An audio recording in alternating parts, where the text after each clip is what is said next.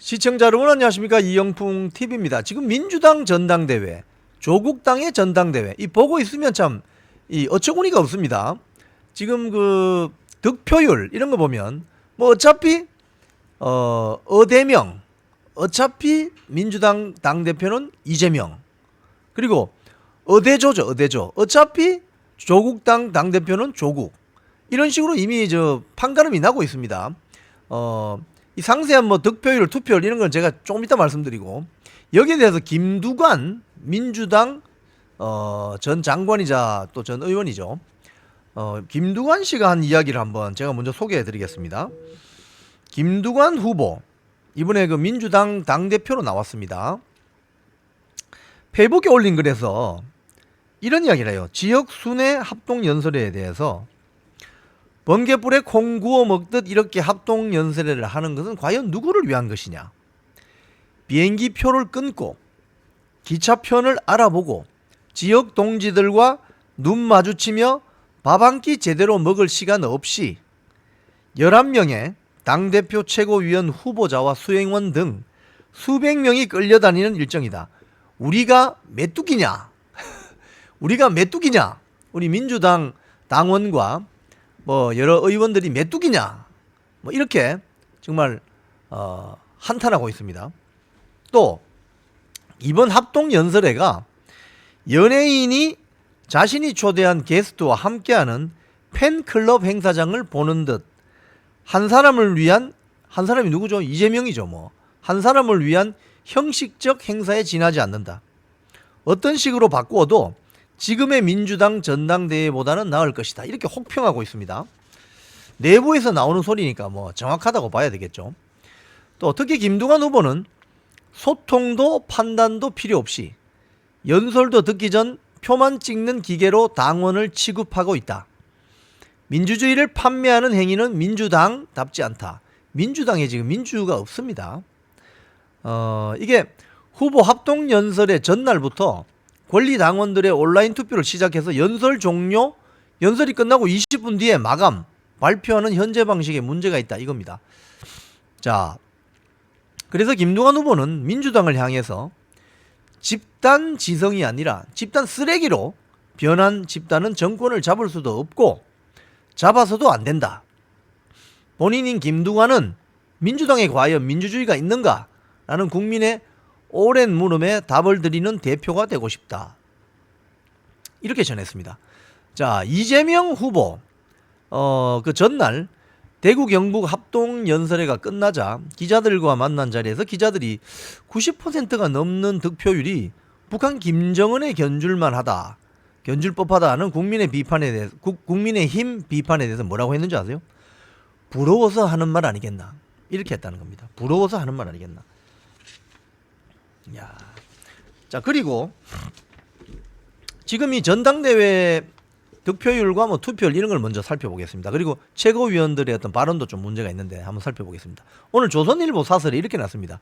이재명 92%, 조국 99% 득표율, 위험한 비정상. 이거 정상이 아니죠.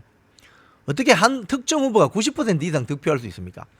지금 이재명 민주당 후보 같은 경우에 전당대회 지금 지역 순회를 하고 있는데 뭐 제주부터 시작해서 강원, 대구, 경북 이틀간 91.1%를 득표했다는 거예요.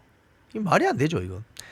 조선일보 사설에 따르면 이것은 제왕적 총재 시절, 즉 김대중 총재 시절 이야기하는 겁니다. 제왕적 총재 시절에도 없던 일로 공산당 선거에서나 나올 법한 수치다.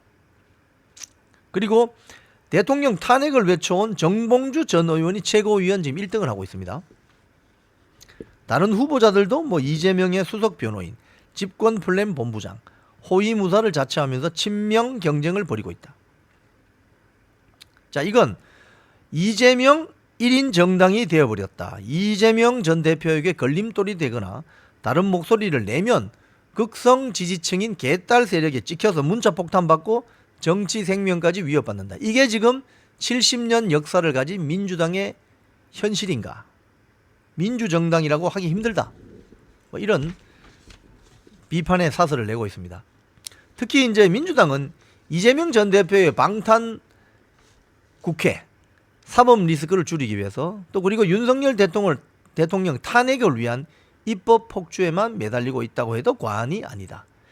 이재명의 대선 가도에 방해가 되는 당헌 당규는 다 바꿔버렸다. 뭐 조국도 마찬가지입니다. 조국 혁신당 대표 경선에 나선 단독 입후보였군요. 단독 입후보. 조국에 대해서는 99.9%의 찬성률로 연임하게 됐다는 겁니다. 32,094명 중 32,051명의 찬성표를 얻었다는 겁니다.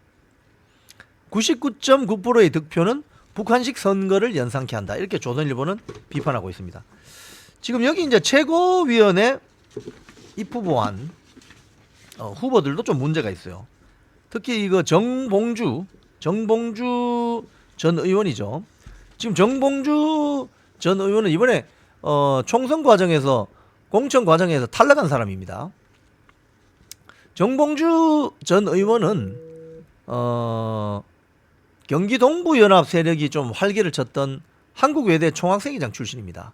그리고 본인이 대학 다닐 때 ROTC 학군단에 입교를 했다가 학내 시위 전력이 문제가 되어서 학군단에서 제명되는 어떤 그런 일을 당했고, 첫 사회생활 경험은 이 구글링을 해보면 문익환 목사의 운전기사 했다고 이렇게 되어 있습니다.